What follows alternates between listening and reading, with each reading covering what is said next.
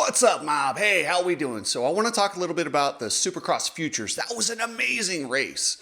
And I want to talk about Deegan. Deegan will be racing this weekend in the 250 East, and probably the happiest guy might be Jett, but I'll explain that. And I also want to talk about the rookies, and there's a lot of rookies racing in Detroit. I'm excited to see how they do. So we'll run down all that. But remember, guys, please subscribe. I appreciate it, and if I can get to 100,000 subscribers, they verify you, and it makes you a lot stronger YouTube channel. So as I fight the establishment, the subscriptions help. So thanks, guys. I appreciate it. Let's get into this thing. You need people like me so you can point your fucking fingers and say, that's the bad guy. First off, I want to say, dang, that Supercross Futures race at Anaheim between Cole Davies and Gavin Towers was one of the most exciting races that I can remember. I'm sure there's probably been a better one at some point, or something that had more intensity to it, or some more was on the line, so we paid attention more. But when it comes to just straight out back and forth racing, a mistake here, a mistake there, they were awesome. These kids gave it their all.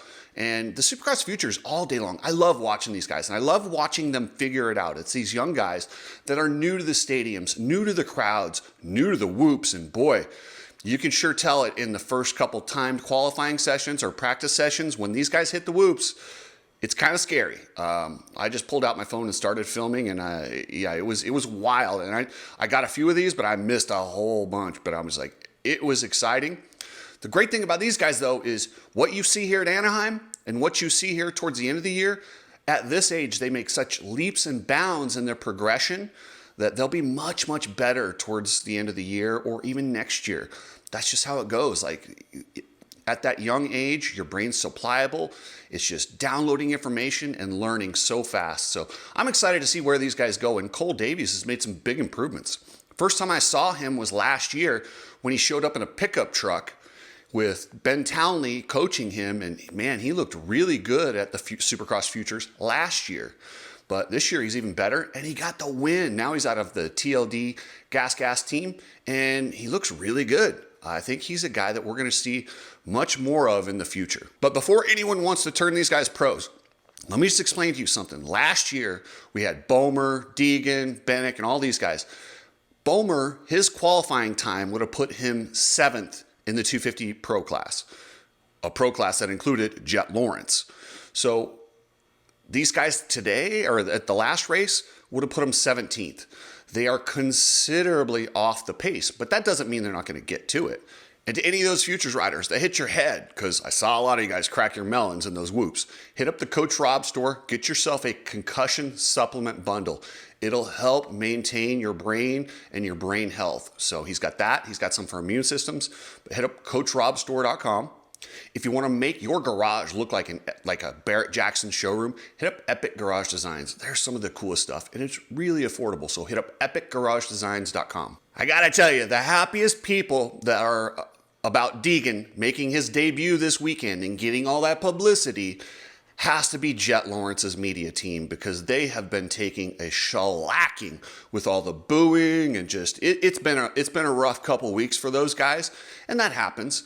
The way Jett could stifle that is if he comes out, wins Detroit, and then Deegan does something to still continue the headlines, then he's back. But it's going to be like this. There's always going to be haters when you're that good and you're a little bit brash as a kid. So, I mean, Deegan, you guys all called me a hater. I've never been a hater. I love his emotion, whether I agree with what they say, whether I don't agree with what they say. I love it. And a lot of people were upset about the booing of Jett. I wasn't one of them. I actually, while I wouldn't do it, I don't mind it, because that tells me people are emotionally invested in the sport. Whether they love you or hate you, they care. And that's all we want in entertainment, is we want to care, whether we love or hate. And you got to have both. You can't have one without the other. People, I just like to be positive. If it's all positive, guess what? It's not positive. It's normal. You got to have a little bit of hate to have the positive. The Deegans understand this. They embrace it. I think Jett should kind of embrace that a little bit too. And then there was another situation where he crashed. A lot of people are reporting that the crowd cheered.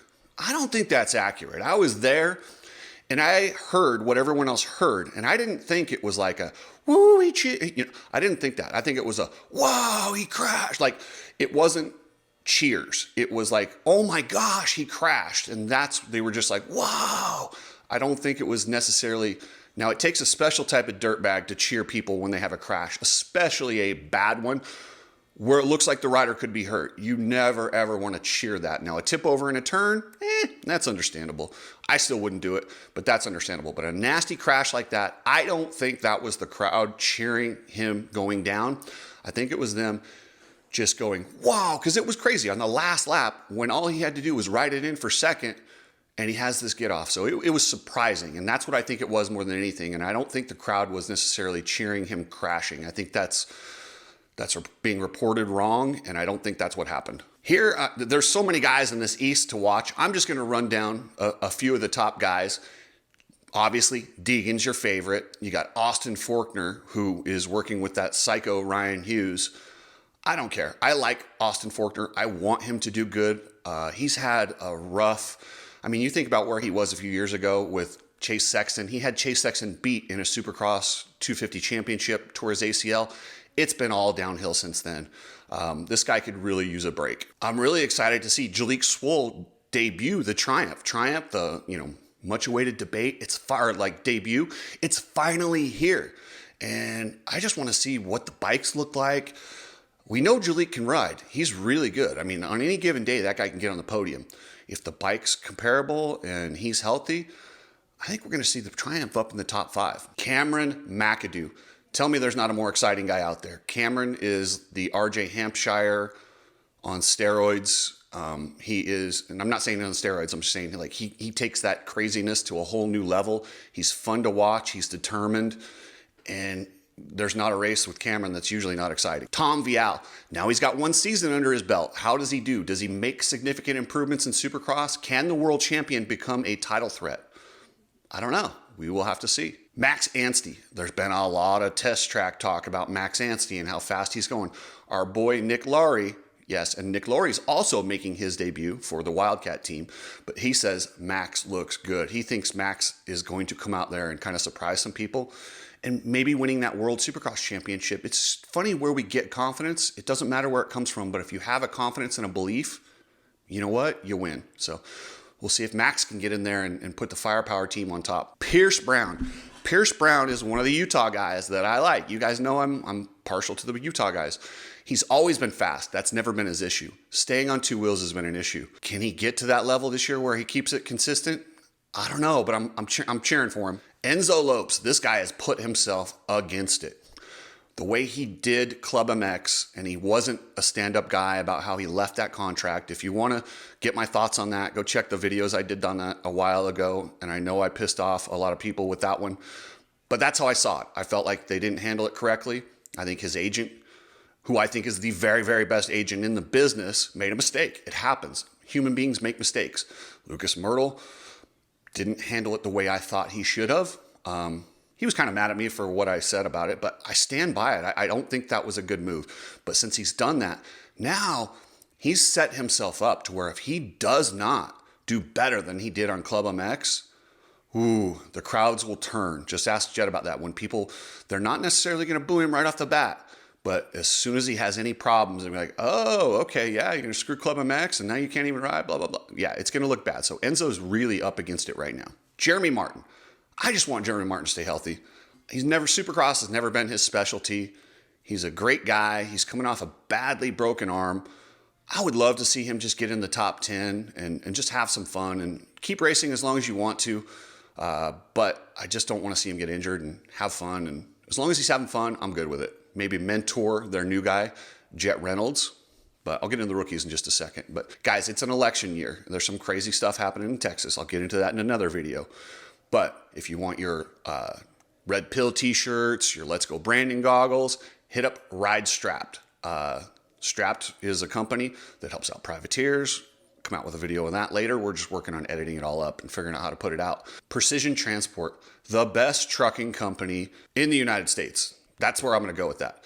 They are less money than FedEx, and they have customer service. Show me a trucking company that's not douchey and I'll show you Precision Transport because they're awesome. All right, let's get into the rookies because we got a lot of them.